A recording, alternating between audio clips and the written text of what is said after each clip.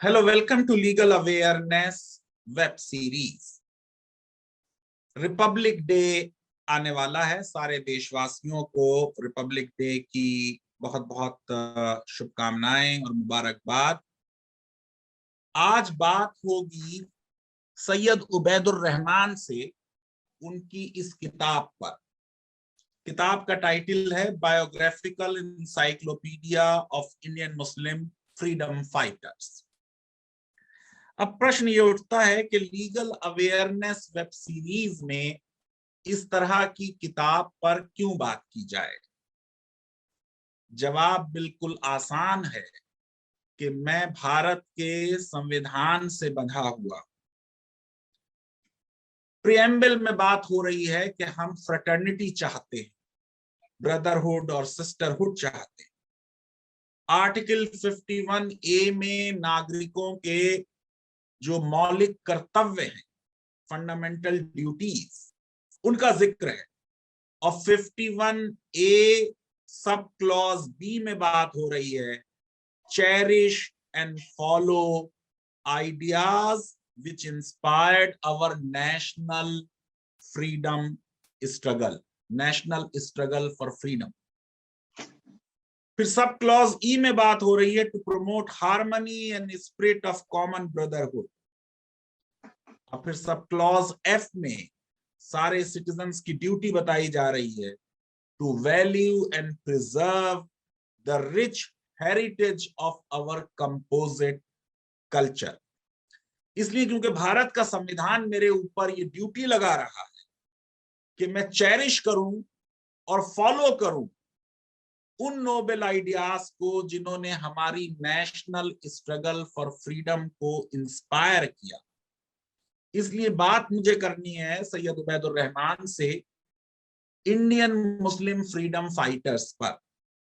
Syed Ubaidur Rahman author हैं, columnist हैं, Hindustan times में, इकोनॉमिक टाइम्स में, अरब न्यूज में लिखते रहे। 620 पेज की किताब उन्होंने लिखी है। मॉडर्न हिस्ट्री के एक्सपर्ट हैं। Ulama's role in India's freedom movement with focus on silk letter movement, famous Reshmi Rumal तहरीक पर किताब लिख चुके हैं। तो उबैद, सबसे पहले मेरा सवाल आपसे ये है कि क्यों जरूरत पड़ी कि आप एक किताब लिखें जो एक्सक्लूसिवली मुस्लिम फ्रीडम फाइटर्स की बात करे। देश के लिए जिसने भी कुर्बानी दी, चाहे वो मुसलमान हो कि सिख हो कि हिंदू हो, वो हमारे लिए आदरणीय है, रिस्पेक्टेबल है। लेकिन खास तौर से मुस्लिम फ्रीडम फाइटर्स पर एक किताब, और वो भी इतनी मोटी 620 पेज की किताब आपने लिखी, ये क्यों आपके माइंड में आया है? बहुत बहुत शुक्रिया प्रोफेसर फैजान मुस्तफा साहब कि आपने मुझे अपने इस पॉपुलर शो में बुलाया। शुक्रिया। I am really humbled. देखिए, जो क्वेश्चन आपने किया है ये कई लोगों ने पूछा मुझसे इस बार कि सबकी कुर्बानियां हैं और सबकी कुर्बानियां बहुत इम्पोर्टेंट हैं, और लोग जब बात करते हैं तो सबके कॉन्टेक्स्ट में बात करते हैं। हम जब बात करते हैं मौलाना आजाद तो मौलाना गांधी जी की बात करते हैं। जब हम डॉक्टर अंसारी की बात करते हैं तो हम जवाहरलाल नेहरू की बात करते हैं।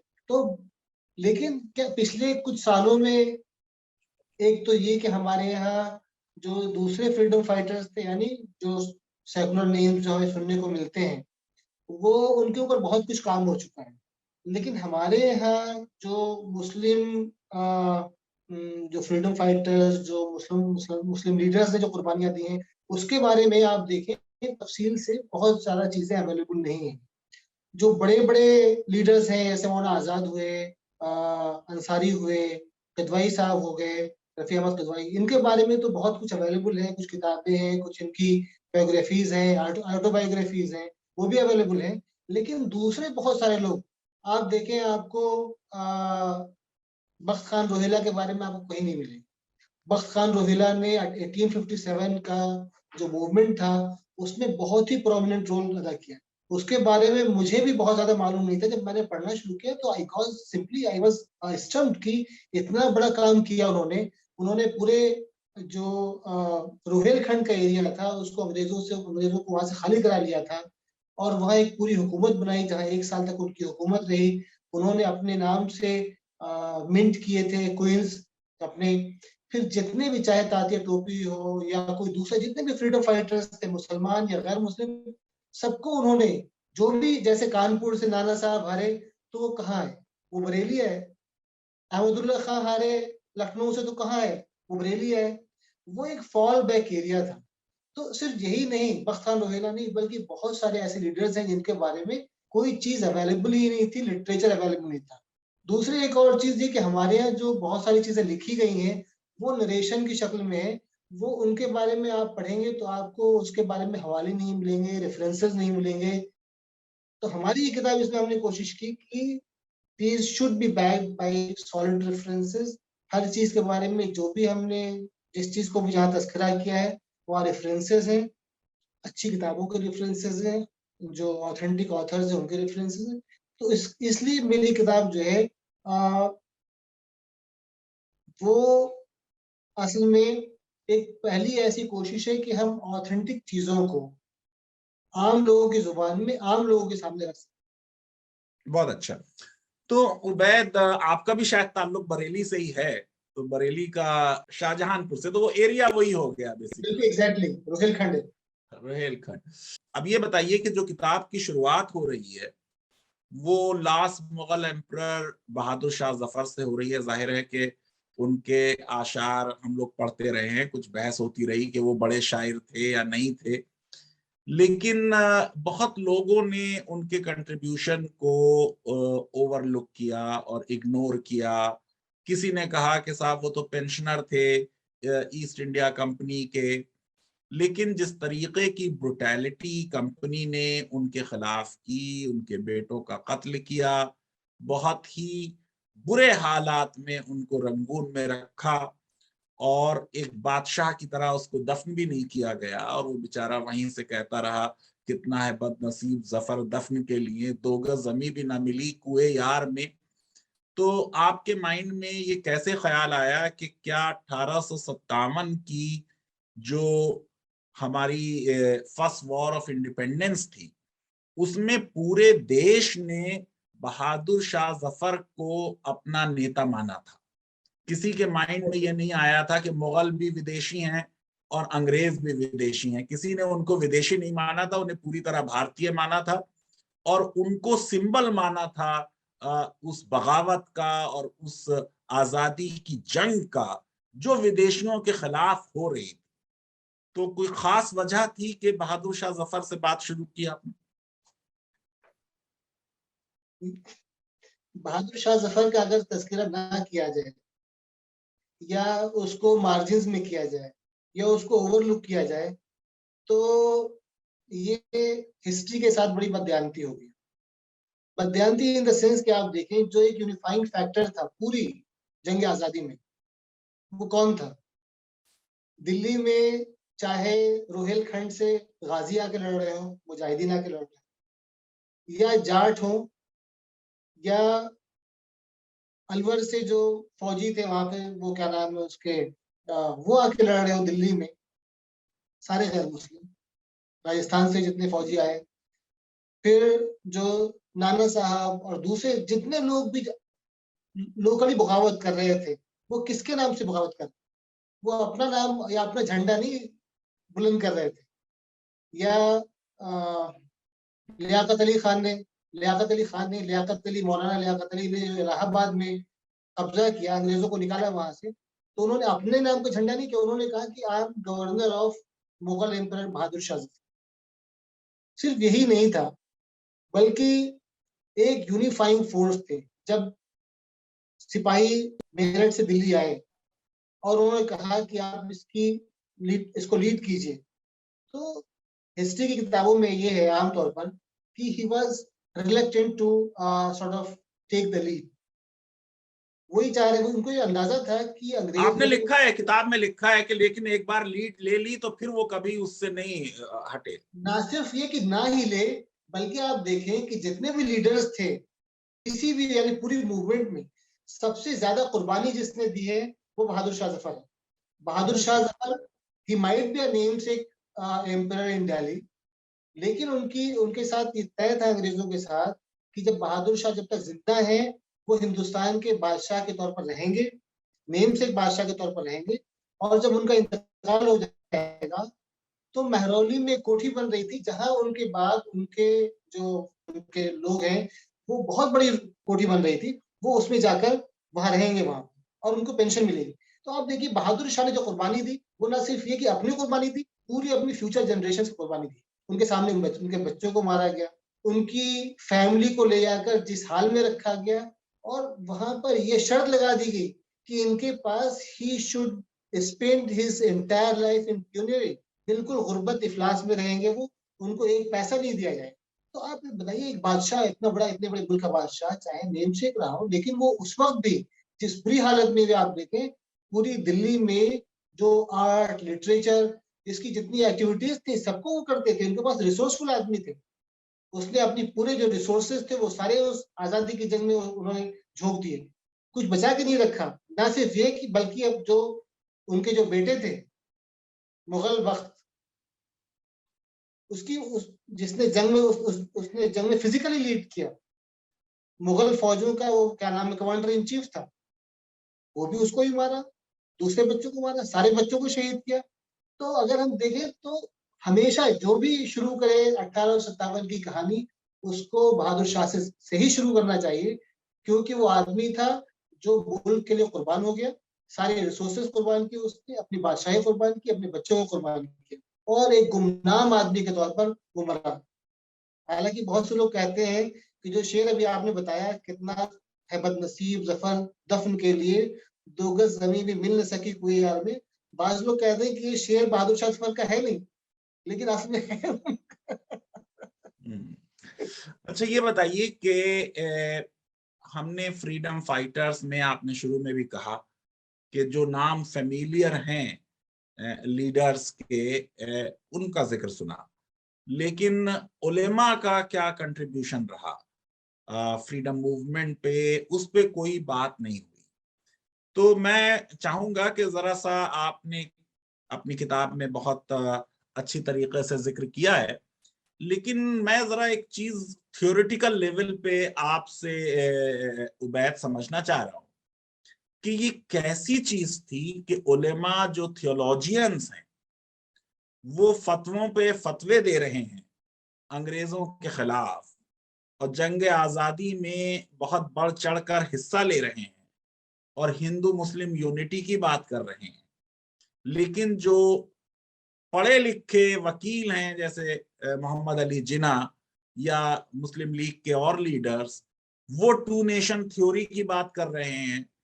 तो जो चीज इन पढ़े लिखों की समझ में नहीं आई कि कोई मुल्क मजहब के नाम पर नहीं बनता और हमारा एक ही मुल्क है और हमारे लिए अंग्रेजों को निकालना जो है वो सबसे बड़ा हमारे ऊपर एक ऑब्लिगेशन ऑफ फर्ज है, वो हमारे उलेमा समझ गए। तो उलेमा ज्यादा फार साइटेड साबित हो रहे हैं इससे। इसमें कोई दुराय नहीं है कि उलमा फार साइटेड थे बहुत।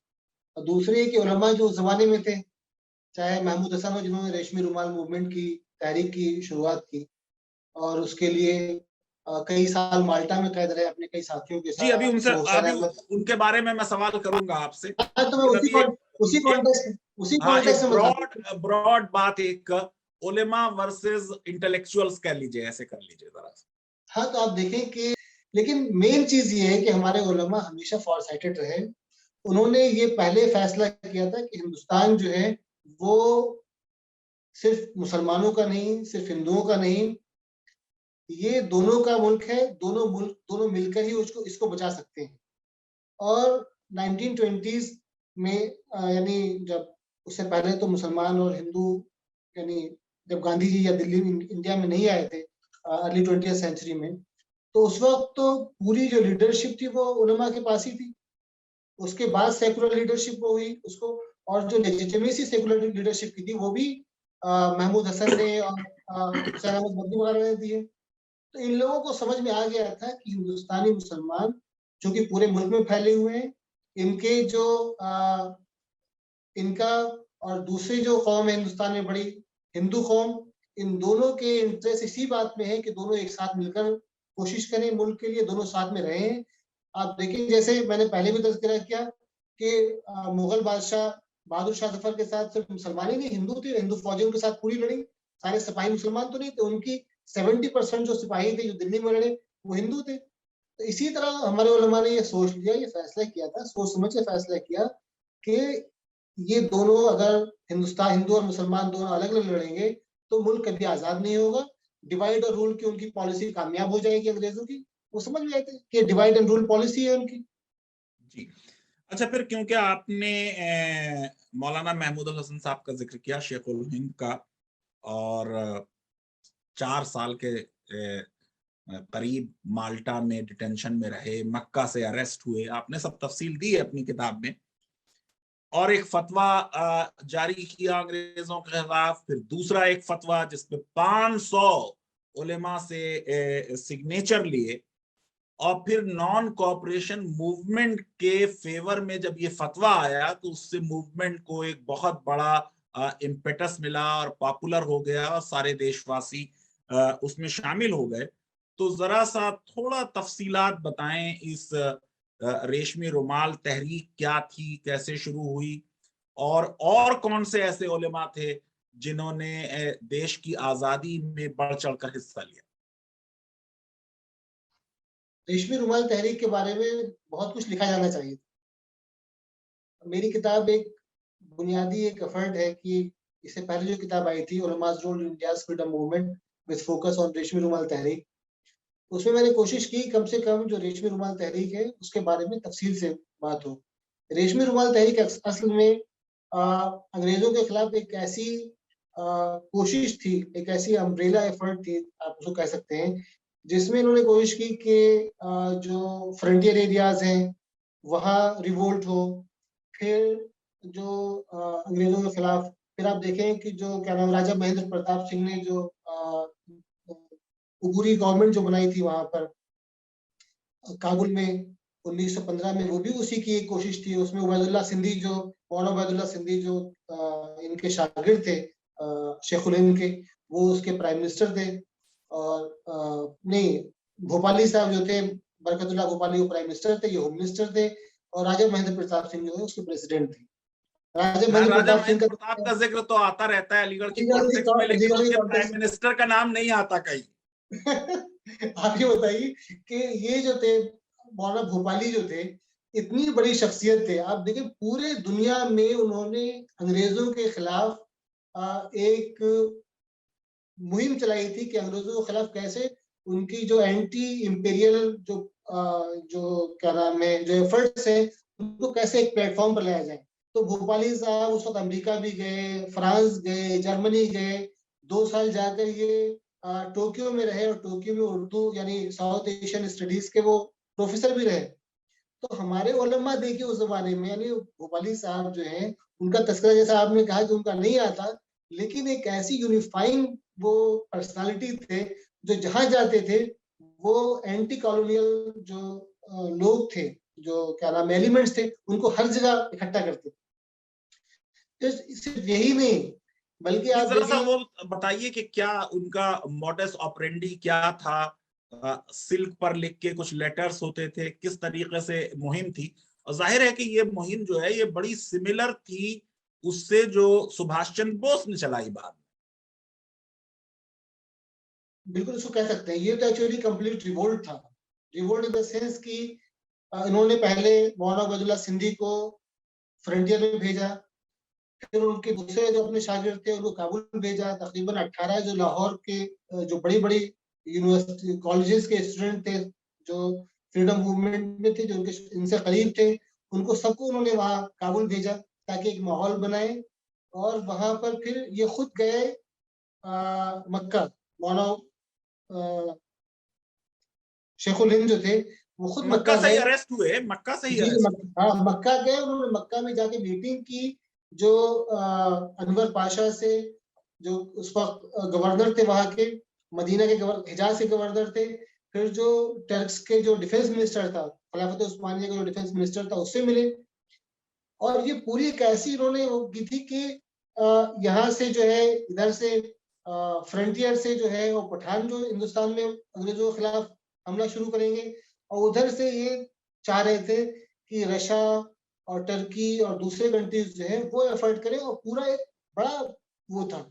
लेकिन जो मैं इसी लेटर उन्होंने, कॉन्टेक्स्ट में उबैद, मैं इसी लेकिन कॉन्टेक्स्ट में कह रहा हूं कि जैसे सुभाष चंद्र बोस ने एक इंटरनेशनल माहौल अंग्रेजों के खिलाफ, उनके इंपीरियलिज्म के खिलाफ भारत में क्रिएट किया जगह जगह जाकर, उसी तरीके की ये तहरीक है कि इसमें भी एक बहुत बड़ी कोशिश हो रही है। बहुत कम वसाइल थे, लेकिन उन वसाइल की कमी के बावजूद एक मकसद सिमिलर था दोनों।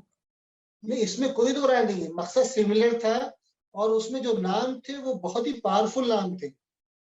यानी ऐसे नाम थे कि कहीं गए तो उनको प्राइम मिनिस्टर बना दिया।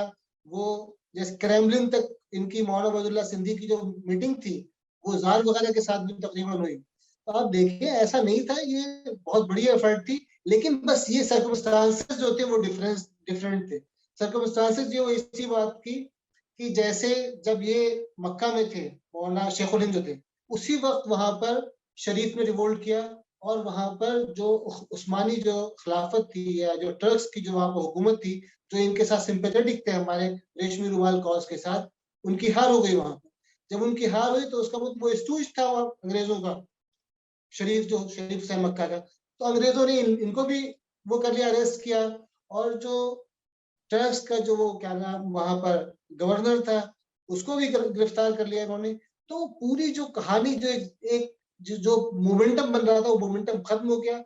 और फिर जो है वो, फिर यहाँ पर जो उन्होंने लेटर्स लिखे हमारे उबैदुल्ला सिंधी ने, जो दिल्ली इंडिया में आते, जो उस पर बहुत मशहूर लेटर्स हैं, जो सिल्क के ऊपर लिखे थे, सिल्क के कपड़ों, सिल्कन कपड़ों के ऊपर लिखे हुए थे, वो फिर एक्सपोज होकर पकड़ गए। तकरीबन 200 बड़े बड़े उलमा जो थे पूरे नॉर्थ इंडिया से गिरफ्तार हुए, और उनमें से काफी लोगों को बहुत ज्यादा टॉर्चर का निशाना बनाया गया। तो मैंने अपनी किताब में उसके बारे में तफसील से लिखा है, उसके बारे में यहाँ ज्यादा गुफ्तगू करने की जरूरत क्या नहीं है। इनमें से किसी भी आलिम दीन ने अंग्रेजों से, जैसे कुछ और लोगों ने माफी मांगी क्या?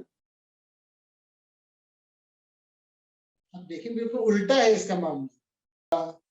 ये हमारे उबैदुल्ला सिंधी तकरीबन 46 में हिंदुस्तान वापस आए, 44 या 46 में हिंदुस्तान वापस आए। यानी तकरीबन ये 25 साल जो है बाहर रहे। इन्होंने कभी कभी भी इन्होंने माफी का कोई सवाल ही नहीं होता, वो तो बहुत ही स्ट्रेट फॉरवर्ड आदमी थे।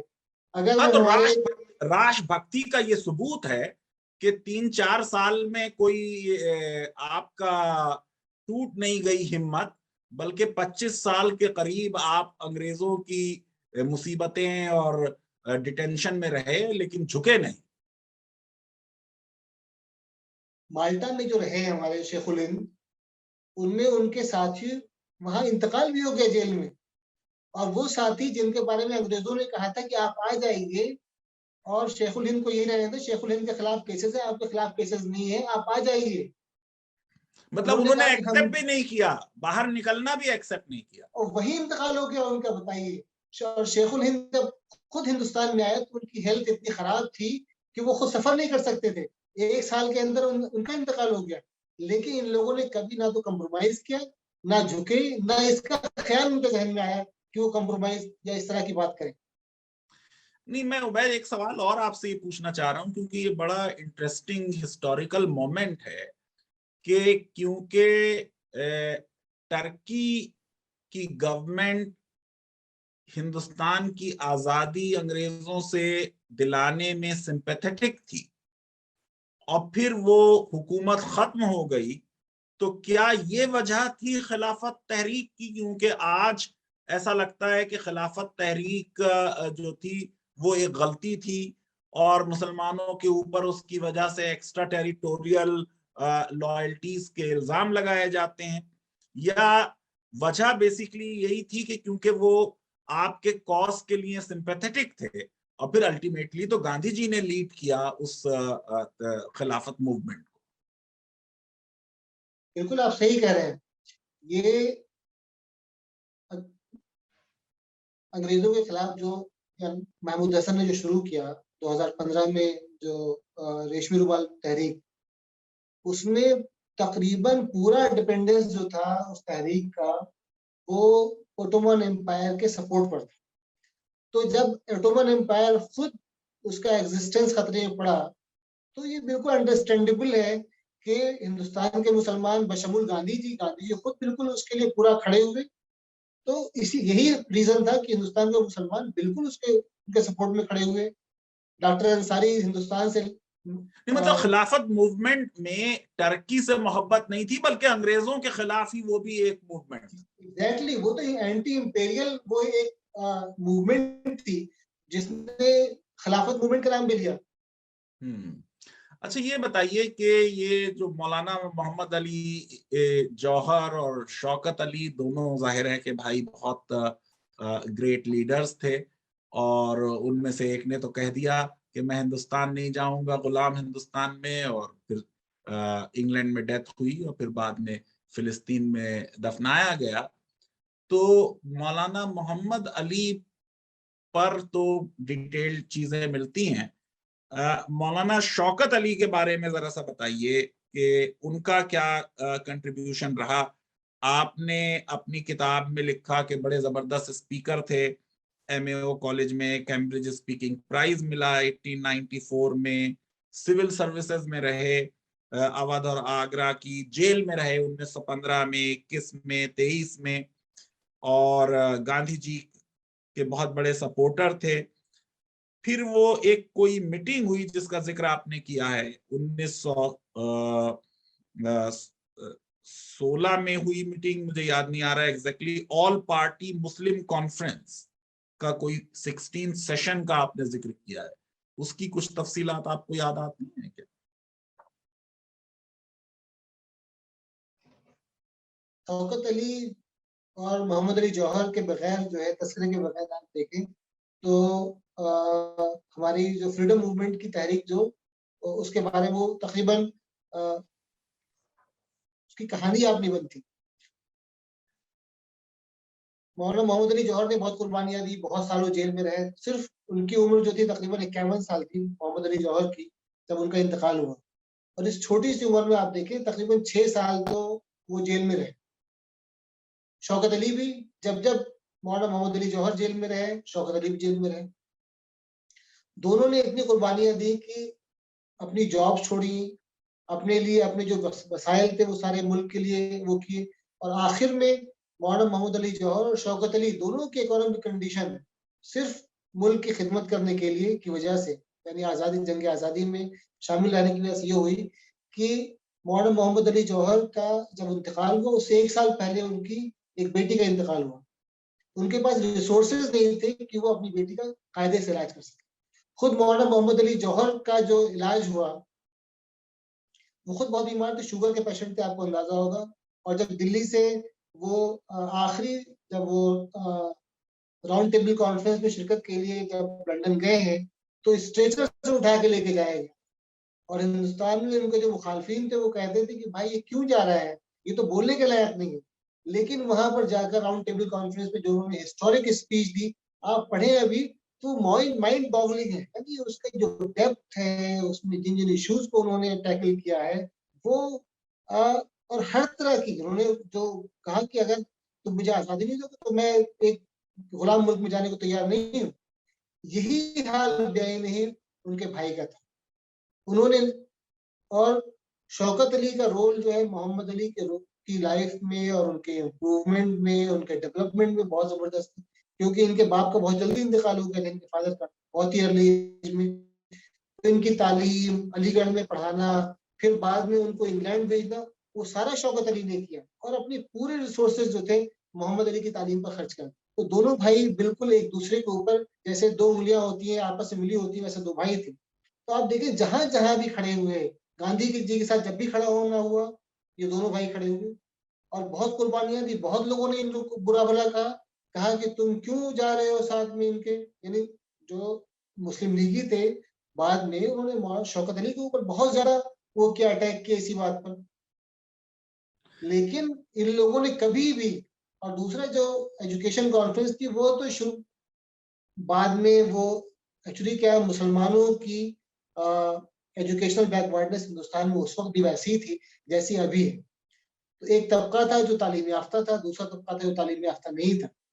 तो पहले एक जमाने में एजुकेशनल कॉन्फ्रेंस का जो पहला ये लोग जो हमारे लीडर्स थे उस जमाने में 1906 में शायद, वो शिमला गए थे जहाँ वाइस राय सिंह थे। वो पहली मीटिंग थी जिसको आप पहला पॉलिटिकल स्टेप ऑफ मुस्लिम्स कह सकते हैं। फिर उसी में से बहुत सारे लोग जो है वो कांग्रेस में आ गए बाद में बहुत से लोग जो थे जो पहले कांग्रेस में थे वो दूसरी तरफ चले गए। लेकिन बुनियादी तौर पर ये जो एजुकेशनल कॉन्फ्रेंस थी वो मुसलमानों की तालीमी और सियासी पसमानगी से निकाल के उनको एजुकेशनल और पॉलिटिकल मेन स्ट्रीम में लाना था। ये बुनियादी चीज थी जिसका फायदा मुसलमानों को हुआ कि जो बैकवर्डनेस थी वो खत्म हुई, मुसलमानों में तालीम के तई बेदारी शुरू हुई, पॉलिटिकल अवेयरनेस शुरू हुई। नहीं, इसमें भी उबैद जो अली ब्रादरान थे, इनका विजन बड़ा नेशनलिस्ट था, क्योंकि ये अलीगढ़ मुस्लिम यूनिवर्सिटी का जब बिल बन रहा है उसकी भी इन्होंने मुखालफत की, और ये उसमें अंग्रेजों को कोई सुपरवाइजरी रोल नहीं देना चाहते थे। जो अलीगढ़ की और बीएचयू की भी नेशनलिस्ट मुखालफत कर रहे थे, वो ये कह रहे थे कि दोनों इंस्टीट्यूशंस जो हैं, क्योंकि ये ब्रिटिश पैट्रोनेज से बने हैं, इसलिए ये सही नहीं है। और उसी लिए वहां पर काशी विद्यापीठ बनी, और अलीगढ़ में ही आप जानते हैं कि जामिया मिलिया इस्लामिया की बुनियाद रखी गई, और बाद में उसे दिल्ली में ट्रांसफर किया गया। नहीं, बिल्कुल सही कह रहे हैं आप देखें जो जामिया बनी है, यानी अलीगढ़ के बारे में, यूनिवर्सिटी के बारे में चल रहा था। नहीं, मतलब तो इनका ये किसी कहना भी था कि ऐसा इंस्टीट्यूशन बनाओ अलीगढ़ में जिसका सरकार से कोई ताल्लुक ना हो। बिल्कुल इंडिपेंडेंस होना चाहिए, इंडिपेंडेंट इंस्टीट्यूशन होना चाहिए, उनका यही मानना था। और आप देखें जब बाद में जामिया मिलिया बनी तो मोहम्मद अली जौहर उसके प्रिंसिपल भी थे, उसके टीचर भी थे, और उन्होंने अपने पूरे रिसोर्सेज उसमें लगा दिए जामिया मिलिया में।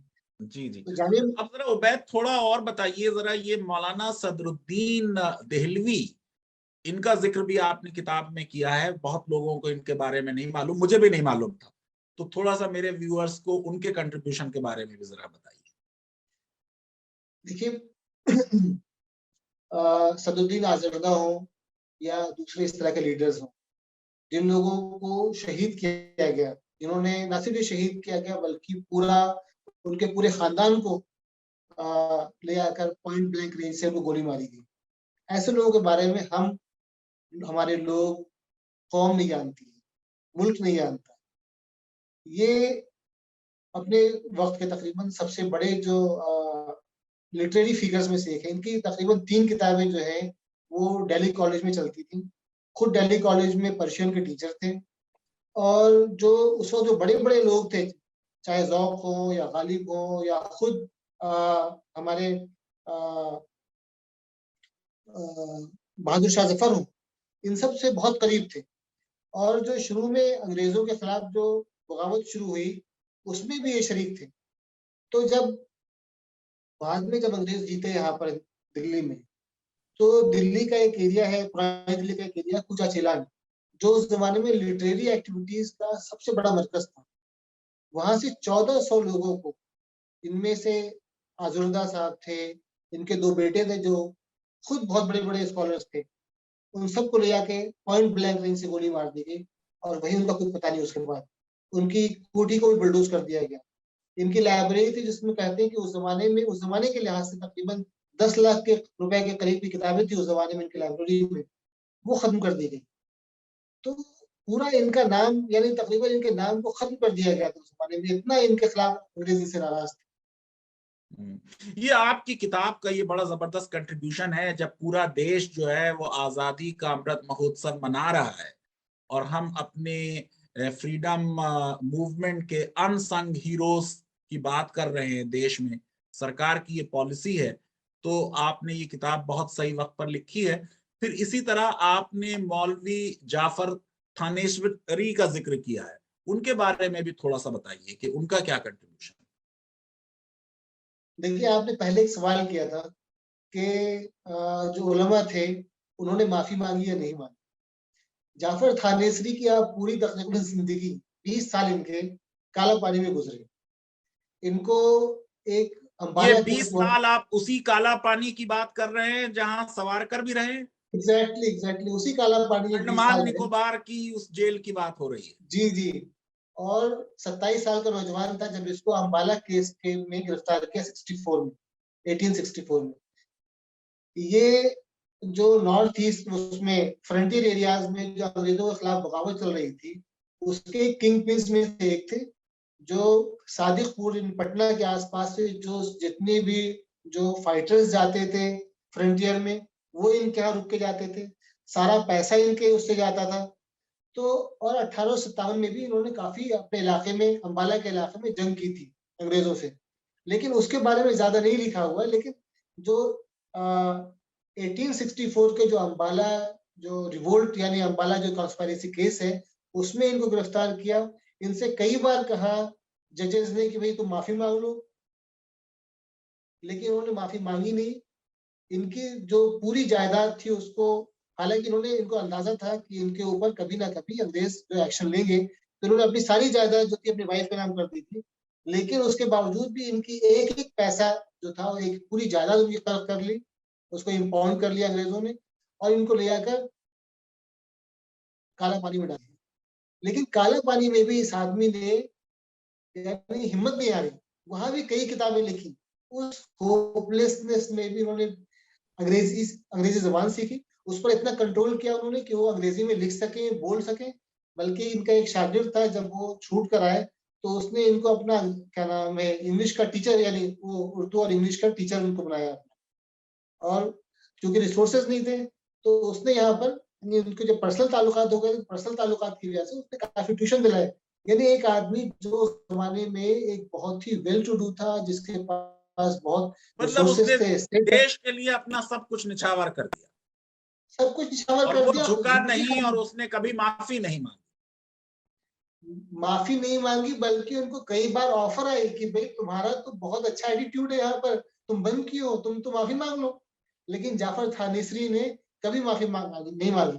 हंटर जो है, विलियम हंटर, जिसने हिंदुस्तानी मुसलमानों की हिस्ट्री भी अपने अंदाज में लिखी है, उसने अपनी किताब में इनका बहुत तफसील से तज़किरा किया है। आप देखिए, आप फैसिनेट है। यानी ऐसी पर्सनालिटी थी जाफर थानेसरी जो हर आदमी को फैसिनेट करेगी। यार एक जवान आदमी वो कैसे सब कुछ छोड़ छाड़ के अपनी बीवी को, बच्चों को छोड़कर, उसके पास ऑप्शंस है कि वो माफी मांग ले अंग्रेजों के सामने, एक बार लिख दे तो उसको लाके उसके यहाँ बाइज्जत न सिर्फ बरी कर देंगे, बल्कि उसकी जो स्टेट इम्पाउंड की उसको भी उसको रिलीज कर देंगे। नहीं, नहीं और सिर्फ जाफर इसी तरह आपने मौलवी फजल हक खैराबादी का भी जिक्र किया है और जाहिर है कि 1857 की जंग आजादी में उनका बड़ा अहम किरदार रहा। तो मैं चाहूंगा जरा मेरे व्यूअर्स को थोड़ी तफसीलात उनके कंट्रीब्यूशन के बारे में भी बताएं आप। मौलवी फजल हक जो थे वो भी बहुत ही फैसिनेटिंग पर्सनालिटी थी। एक बहुत बड़े स्कॉलर थे, ऐसे स्कॉलर कि वो कहीं भी चले जाएं, किसी भी स्टेट में चले जाए, प्रिंसली स्टेट में, तो उनको या तो वजीर बनाते थे या जज बना दिया जाता था। जब वो दिल्ली आए तो उनको यहाँ जज बना दिया बहादुर शाह जफर ने। अलवर गए तो अलवर, और फिर उसके बाद झज्जर गए तो जहां जहां गए उनको वजीर बना दिया गया। रामपुर गए तो रामपुर में भी उनको एक सेक्शन का वजीर बना दिया गया। ये आदमी अपना पूरा एक ब्राइट फ्यूचर छोड़कर उस जंग में शरीक हुआ, उसने लीड किया दिल्ली में। फिर उसके बाद जब यहाँ हार गए, अंग्रेजों का कब्जा हो गया 58 में, 1858 में, तो फिर वापस गए सीतापुर के आसपास, वहां हुआ। इनके इनके पास भी ऑप्शन था कि वो माफीनामा लिख दें, बल्कि इनसे अंग्रेजों ने कहा था, जब इन्होंने, जब क्या नाम है 1858 में एक एक उसने क्वीन ने एक वो जारी किया था प्रोक्लेमेशन, जिसमें कहा था जो लोग इसमें इन्वॉल्व रहे हैं अब उनके खिलाफ कोई एक्शन नहीं लिया जाए। लेकिन उसके बावजूद भी इनको काला पानी भेजा गया और वहीं उनका इंतकाल हुआ। उन्होंने भी कोई मर्सी पिटीशन नहीं लिखी, बल्कि जब इनकी आजादी का परवाना लेकर इनका बेटा जब काला पानी पहुंचा अंडमान निकोबार, तो उसने देखा कि उसको जनाजा जा रहा है। अजीब स्टोरी बताइए, एक जनाजा जा रहा है, पूछा किसका जनाजा है, तो कहा मौलवी फजल खैराबादी का। वो तो कह रहे हैं कि मैं तो उनकी आजादी के परवाने लेके आया हूँ। अरे वो तो आजाद हो गए हमेशा के लिए, उनको तो किसी आजादी के परवाने की जरूरत नहीं। अब बताइए, ऐसे ऐसे लीडर्स इनके बारे में हम बिल्कुल नहीं जानते। और उन्होंने नहीं, ये आपका बहुत बड़ा कंट्रीब्यूशन है और भारत सरकार का जो आजादी का अमृत महोत्सव चल रहा है उसमें ये आपने जो कंट्रीब्यूशन किया है ये बहुत अहम है। फिर मौलवी लियाकत अली जिन्होंने इलाहाबाद में 1857 में बगावत की, उनके बारे में भी हम कुछ बहुत नहीं जानते। आपने उनके बारे में भी लिखा है, तो थोड़ा उनके बारे में भी बताइए जरा।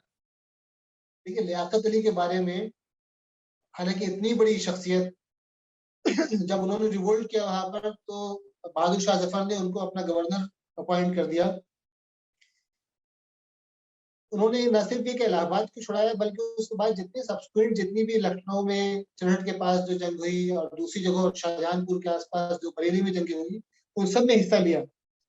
उसके बाद ये गायब हो गए। तकरीबन 19 साल तक ये लापता रहे, 1857 के बाद 19 साल तक। लेकिन बिलाखिर इनको फिर बॉम्बे में गिरफ्तार कर लिया और इनको भी काला पानी भेज दिया। काला पानी में भी इन्होंने अंग्रेजों के खिलाफ, जो वहां पर जो लोग थे, एक वो तो एक ओपन सेल, ओपन जेल थी। ऐसा नहीं थी कि वहां पर सेल्स में यहाँ पर रखें, वहां पर रखें, बल्कि वहां पर अपॉर्चुनिटी थी कि आप मिंगल भी कर सकते हैं, लोगों से मिल भी सकते हैं, बातचीत भी कर सकते हैं।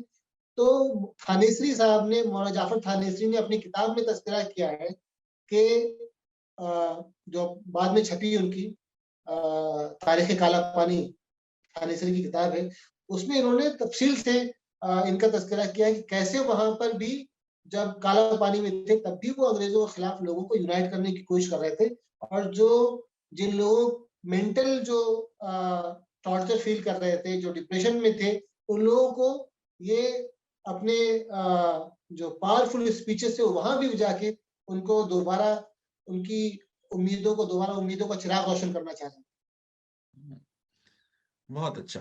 फिर आसिफ अली भी बहुत बड़े लॉयर थे और जाहिर है कि 1930 और 40 के दशकों में उन्होंने भी देश की आजादी के लिए कंट्रीब्यूट किया। उनके कुछ कंट्रीब्यूशन का जिक्र भी आपने अपनी किताब में किया है। मैं चाहूंगा कि हमारे व्यूअर्स को वो भी आप बता दें। देखिए, आसिफ अली के बारे में जब भी भगत सिंह का तस्करा होगा, आसिफ अली का तस्करा जरूर होगा, क्योंकि भगत सिंह का जो पूरा केस लड़ा था वो आसिफ अली ने लड़ा। सिर्फ आसिफ अली ने सिर्फ यही केस नहीं लड़ा, बल्कि 46 में जो INA, जो क्या नाम है, सुभाष चंद्र बोस की जो फौज थी, उसके जो लोग यहाँ गिरफ्तार होकर आए और जिनके खिलाफ सबको सजाए मौत दी गई, तकरीबन का ऐलान हुआ था कि सबको सजाए मौत दी गई, डेथ पेनल्टी थी, उन सबके केस भी इन्होंने लड़े। अपने जमाने के बेस्ट वकील थे, कांग्रेस के बड़े सीनियर लीडर थे, और इन्होंने बहुत साल जेल में गुजारे। अब चाहते तो बहुत अच्छी इनकी प्रैक्टिस थी, रोलिंग प्रैक्टिस थी, करते रहते, करोड़ों रुपए बनाते उस जमाने में। लेकिन उन्होंने सब कुछ उसके लिए, कंट्री के लिए तज दिया।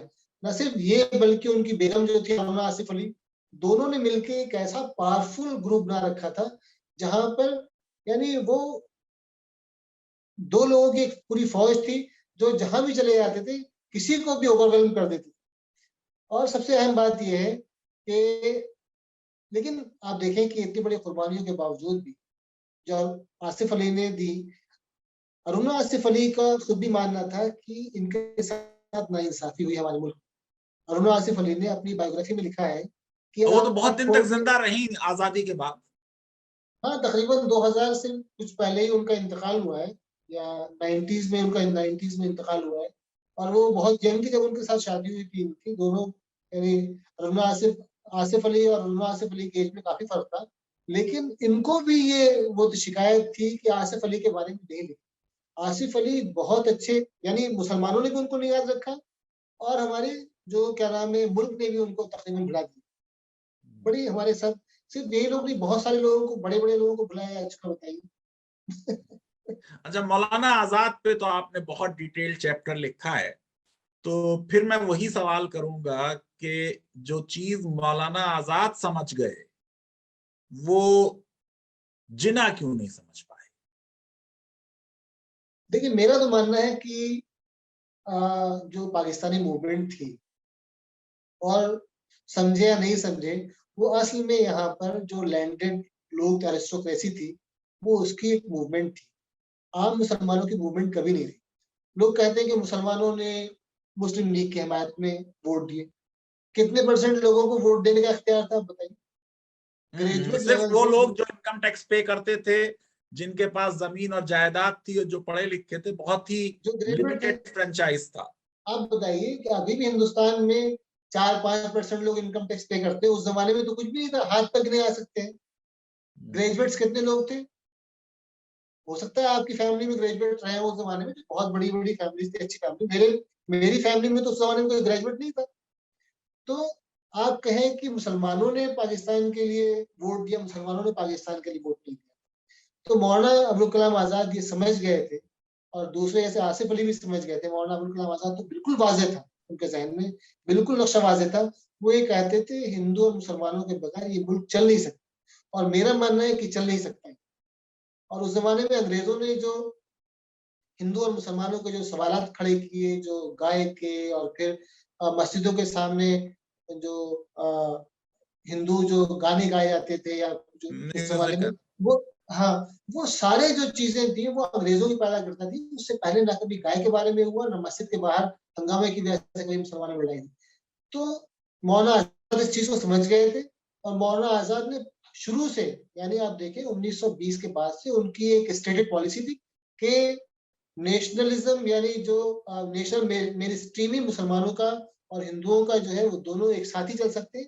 उनकी जो आखिरी तकरीर हुई, जो आखिरी तकरीर तो नहीं, मतलब 48, 47, 48 में जो उन्होंने जामा मस्जिद में आजादी के बाद तकरीर की, कितनी पावरफुल तकरीर थी। आप अभी भी सुनेंगे तो रोने में मजबूर हो जाएंगे कि, लेकिन अभी भी हमारे यहाँ बहुत से लोग ऐसे हैं जो उनको नहीं समझते हैं, उस जमाने में भी नहीं समझे।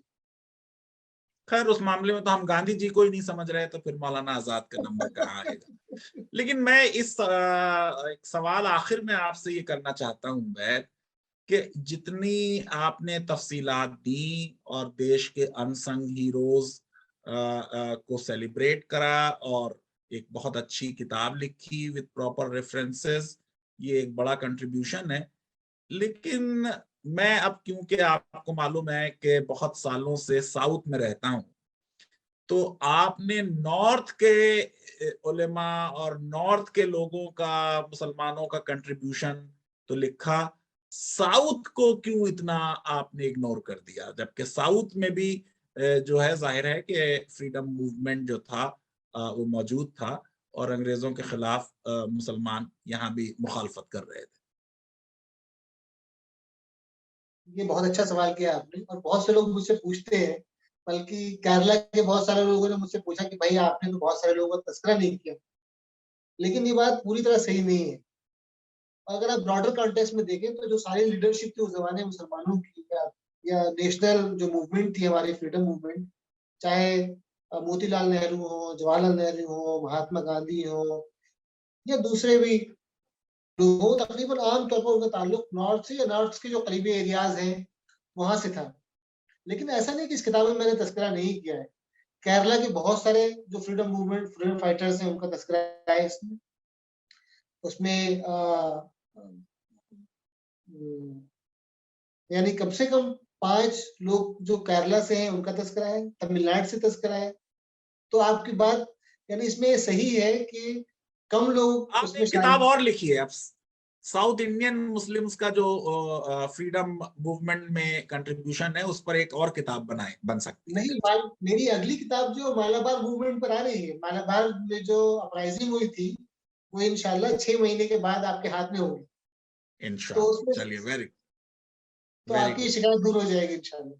अच्छा, चलिए, तो बहुत बहुत शुक्रिया उबैद, आपको एक बार फिर मैं मुबारकबाद दूंगा इस बहुत अच्छी किताब के बारे में, और अपने व्यूअर्स को मैं रिकमेंड करूंगा कि इंडियन मुस्लिम फ्रीडम फाइटर्स पर उबैदुर रहमान साहब की जो ये किताब है, इसको पढ़ें, क्योंकि पूरा देश इस समय आजादी के अमृत महोत्सव को मना रहा है, और हम उन सारे लोगों की बात करना चाहते हैं जिन्होंने देश के स्वतंत्रता संग्राम में अपना योगदान दिया, और उनको जितनी सलामी देनी चाहिए थी और जितना उनका जिक्र होना चाहिए था, वो हमने नहीं किया।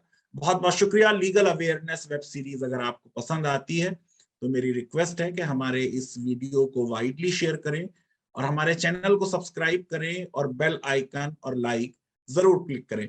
बहुत बहुत शुक्रिया, धन्यवाद, thank you very much Ubaid. बहुत शुक्रिया फैजल।